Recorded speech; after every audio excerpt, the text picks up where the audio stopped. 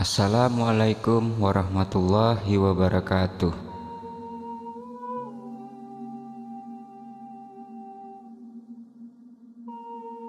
Karena hidup serba kekurangan, maka aku terpaksa melakukan pesugihan.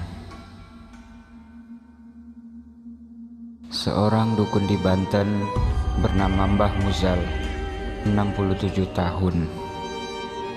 Pakar pembimbing ritual kaya mendadak. Sangat terpaksa aku datangi. Manusia sakti mandraguna ini menunjukkan Laut Bayah, Banten Selatan. Sebuah goa karang di tepi Samudra Hindia untuk aku datangi. Mbah Musal tidak menuntunku ke sana.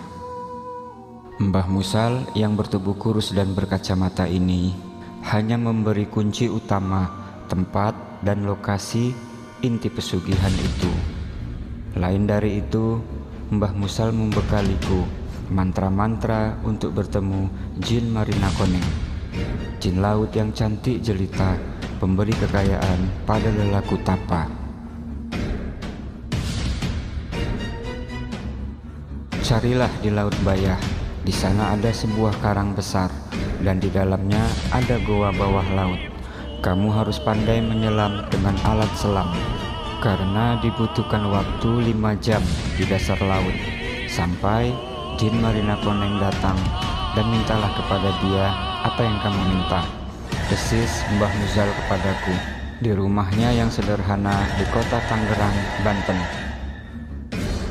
Aku tersentak kaget dan juga sekaligus bingung. Aku memang pandai berenang dan jago menyelam, tapi dengan cara tradisional. Soalnya aku besar di Sungai Musi, Palembang. Biasa menyelam sejak kecil, juga berenang dari 7 ulu dan ilir. Berenang bolak-balik sepanjang 4 mil. Tapi menggunakan alat menyelam sebagaimana yang digunakan penyelam profesional, aku tidak bisa. Bagaimana kalau saya menyelam biasa, Mbah? Tidak menggunakan alat menyelam seperti penyelam profesional itu, tanyaku. Kamu bisa menyelam selama 5 jam tanpa ambil napas di dasar laut, di Gua Karang Bayah itu. Kamu tidak akan bisa melakukannya. Kamu butuh oksigen, gas, untuk bernapas selama di dasar laut. Maka itu, kamu butuh karet kaki kodok dan oksigen, juga baju tahan air. Tidak berat dan kamu bisa bertahan lama di dasar laut, jawab Mbah Musal serius. Karena butuh lama waktu menyelam, mau tidak mau saya harus menggunakan tabung oksigen dan kaki kodok. Aku segera pergi ke tempat penyewa alat itu, tanya cara menggunakannya dan tata cara pemakaiannya. Alat yang sangat asing bagiku.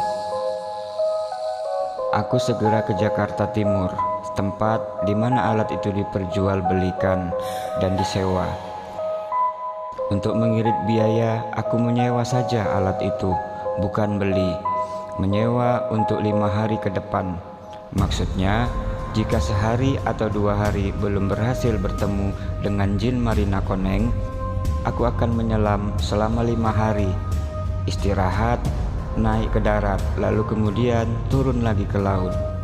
Akan kusiapkan waktu selama 5 hari sesuai dengan masa sewa alat menyelam tersebut.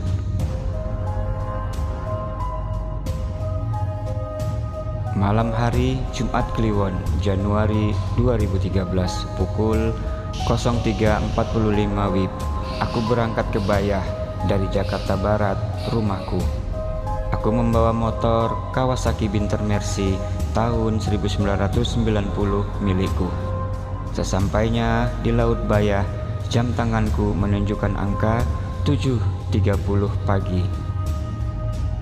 Motor aku parkir di bawah pohon angsana tepi laut, di balik rerimbunan pohon ilalang landak. Dengan kunci dan rantai gembok di 2 bannya, pikirku maling tidak akan bisa membawa motorku karena tergembok. Aku meninggalkan motor, membawa tas besar, berisi makanan dan alat-alat menyelam, juga tabung oksigen 2 unit, yang kubutuhkan untuk menyelam selama 5 jam hingga bertemu dengan Jin Marina Koneng yang cantik jelita itu. Air laut Pantai Bayah sedang pasang, ketinggian ombak cukup mengerikan, 3 meter dengan kecepatan 30 km per jam, menghantam karang hitam di Pantai Bayah Elok, sebuah pantai yang cantik namun tidak pernah dijadikan lokasi wisata karena ombak besar yang sangat berbahaya bagi awam.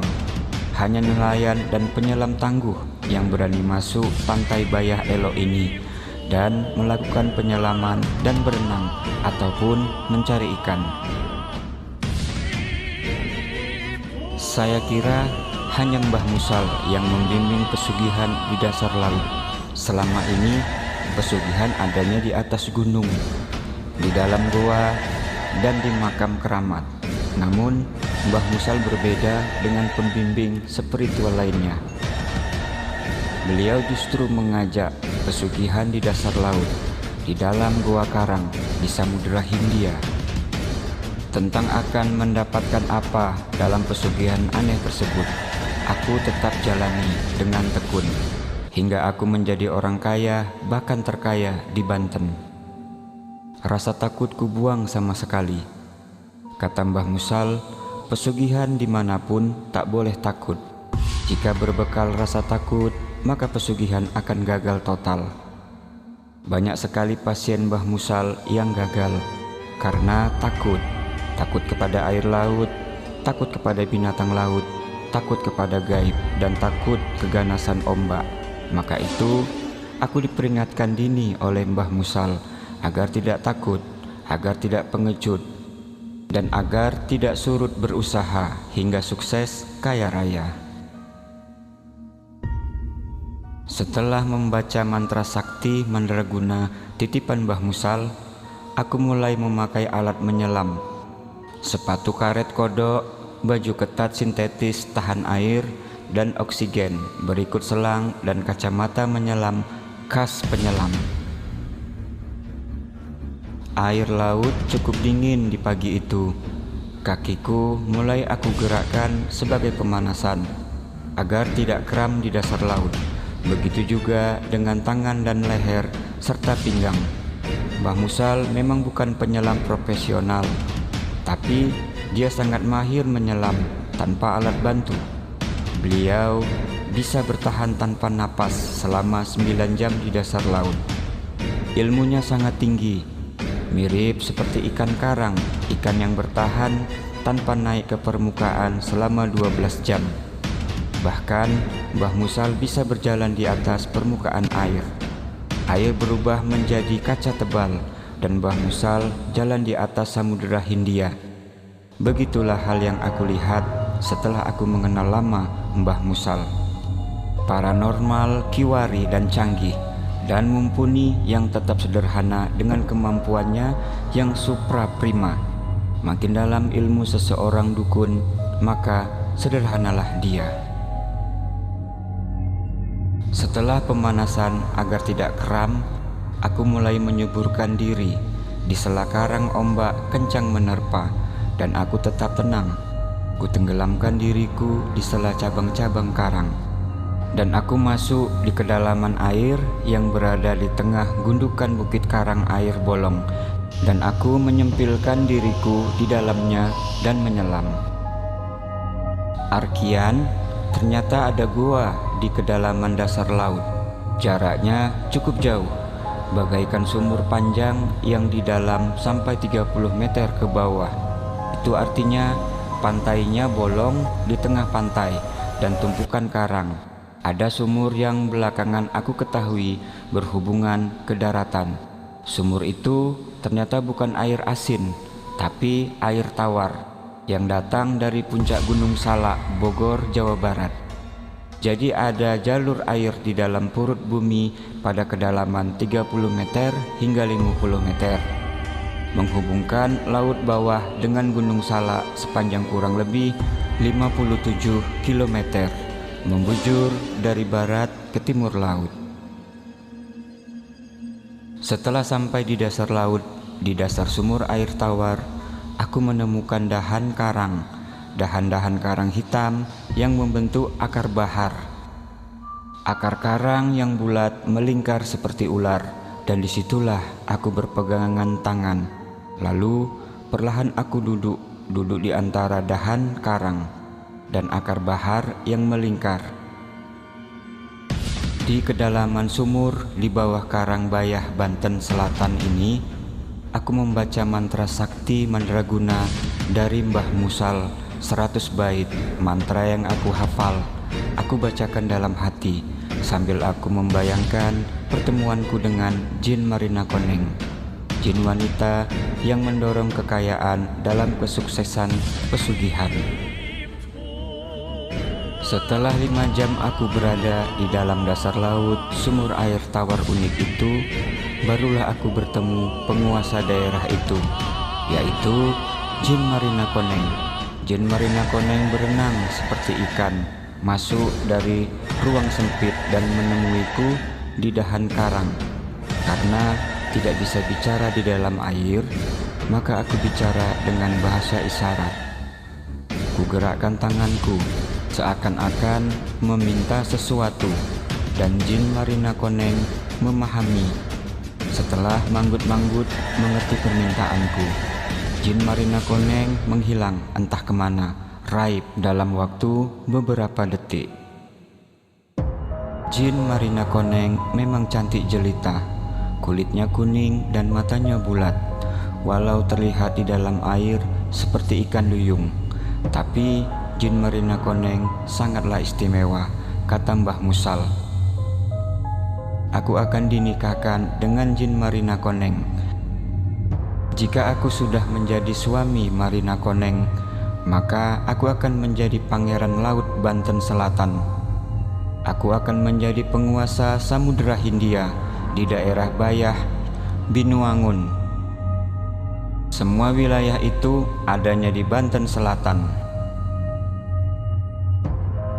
Setelah 10 menit raib, Jin Marina Koneng muncul lagi. Kali ini tangannya aku melihat batu warna biru laut, berkinyar-kinyar seperti lampu. Batu bening ukuran bola voli itu diserahkan kepadaku, dan aku menerimanya. Jin Marina Koneng menjabat tanganku dan memberi isyarat bahwa dia akan menikah denganku. Aku pun memberi isyarat akan menikahi dan mencintainya sampai mati. Setelah berhasil membawa batu pesugihan dari Marina Koneng, aku pun naik ke daratan, kembali ke pantai dan melepaskan semua alat menyelam. Tidak beberapa lama kemudian, aku langsung ke motorku di pinggir pantai dan memasukkan batu sebesar bola voli pemberian Jin Marina Koneng ke dalam tas ransel besarku. Setelah berbenah dan rapi, aku siap menstarter motorku dan berangkat ke Jakarta. Begitu motor di-starter dan menyala, aku segera memasukkan persneling 1 untuk melaju. Di luar dugaanku, si cantik Marina Koneng naik ke boncengan motorku. Dia memberi kode bahwa ia akan mengikuti aku ke Jakarta. Maka kami pun berboncengan berdua dan melaju dengan kecepatan tinggi melintas daerah Lebak, Tiga Raksa, Kawaraci, terus Jakarta Barat. Mbah Musal segera memerintahkan aku membawa Jin Marina Koneng ke rumahnya. Segera datang ke sini dan kalian berdua akan dinikahkan, perintah Mbah Musal. Aku segera melaju dengan motorku, membonceng Jin Marina Koneng ke rumah Mbah Musal. Sesampainya di rumah Mbah Musal sudah siap dengan karpet merah dan duduk sila di kasur khusus miliknya di atas karpet merah yang anggun. Aku diperintahkan masuk dengan Marina Koneng. Marina Koneng langsung mencium tangan Mbah Musal dan berlutut di hadapan dukun sakti mandraguna. aku diminta berjejer dengan Marina Koneng di hadapan Mbah Musal dan tebarkan parfum Elizabeth Arden oleh Mbah Musal ke tubuh kami berdua. Bau parfum itu wangi sekali dan sangat indah di hidung. Marina Koneng suka sekali wewangian dan matanya terpejam, siap dinikahkan. Kalian siap untuk saling mencintai, hidup bersama dalam satu rumah, dalam satu tugas kehidupan, dan siap topang menopang dalam menjalani kenyataan alam fana ini? Tanya Mbah Musal kepada kami berdua.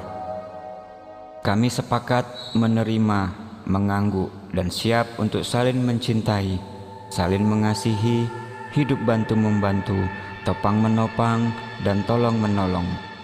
Jin Marina Koneng mengangguk, dan aku pun lebih dulu mengangguk, bertanda setuju. Singkat cerita, kami ijab kabul, menikah di depan Mbah Musal, dan setelah itu kami sah sebagai suami istri. Walau berbeda dunia, tapi kami tetap sah sebagai suami istri yang menikah resmi. Penghulu yang menikahkan adalah Mbah Musal yang linuih. Batu biru menyala dari pemberian istriku Marina Koneng ternyata diketahui oleh dukun-dukun lain. Dukun yang tahu bahwa batu biru menyala itu batu mulia yang sangatlah berharga. Maka mereka datang dengan konglomerat kaya, dan para jenderal bintang 2 dan 3 akan membeli batu milikku itu. Batu itu bisa menjadikan seorang jenderal bintang 4 dan bisa menjadikan seorang presiden, pemimpin tertinggi Republik Indonesia atau negara lain. Batu biru menyala itu bernama Batu Mulia Kundu Dunia. Marina mengatakan hal itu, dan istilah Kundu Dunia itulah yang menjadikan batu dari Samudra Hindia itu sangatlah istimewa. Di dunia hanya ada 2, satu di Afrika Selatan dan satu lagi di Bayah Banten Selatan yang diberikan Marina Koneng kepadaku. Batu itu sangat berharga dan harganya bisa sama dengan harga APBD Provinsi Banten, kata Marina Koneng. Batu itu bisa mendatangkan uang untuk anggaran APBN, bisa bayar utang negara, dan bisa menjadikan seorang pengemis menjadi presiden. Batu ini batu istimewa, dan aku harus merawatnya dengan baik dan tidak boleh diperjualbelikan. Kata Marina Koneng istriku, batu itu sangat sakti dan berharga tinggi, namun tidak boleh dijual. Batu itu hanya bisa dipinjamkan untuk kepentingan negara. Apabila negara butuh uang untuk membayar hutang luar negeri, batu itu dipotong sebahagian kecil dan diberikan kepada negara yang memberi hutang. Batu itu secara gaib pelan-pelan akan menjadi uang triliunan, bahkan bisa menjadi uang ribuan triliunan rupiah. Aku sangat bahagia mendapatkan batu dari istriku itu, dan kami jaga batu itu dengan baik hingga sekarang. Jika aku butuh uang, cukup mengelus batu dengan membaca mantra dari istriku Jin Marina Koneng, dan uang datang melayang-layang ke arah badanku yang telah mengelus batu tersebut. Uang yang datang terserah kita minta uang apa. Saat aku meminta uang pecahan ratusan dolar Amerika Serikat, uang yang melayang datang puluhan lembar pecahan dolar Amerika dan asli ketika ditukar di money changer.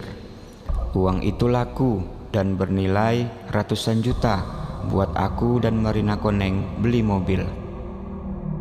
Karena dia makhluk gaib, Marina Koneng tidak kasat mata bagi orang-orang biasa, kecuali dukun sakti sekelas Mbah Musal dan dukun-dukun lain sekelas Mbah Musal, seperti yang dibawa oleh jenderal dan konglomerat yang dibawa ke rumahku.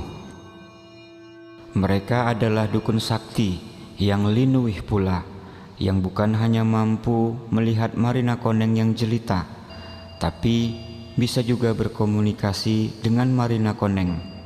Marina merespon dukun sakti itu, namun tetap setia kepadaku, bersumpah tak akan lari ke pria lain, walaupun pria lain itu sakti dan linui. Marina mengakui bahwa aku adalah pangeran penguasa Laut Banten, dan aku dihormati oleh semua penghuni laut yang gaib. Panjang Pantai Baya hingga muara Binuangun, Banten Selatan. Aku diberi gelar oleh gaib laut sebagai paku pantai, paku yang menguasai Pantai Bayah hingga muara Binuangun dari ancaman tsunami, bencana alam laut, dan dari serangan gaib. Marina pun sekarang memanggil aku dengan sebutan Mbah Paku Pantai, yang membuat aku bahagia walau tidak boleh jumawa. Demikianlah kisah Jin Marina Koneng yang ditulis oleh Murad Suryadinata dari sumber misteri.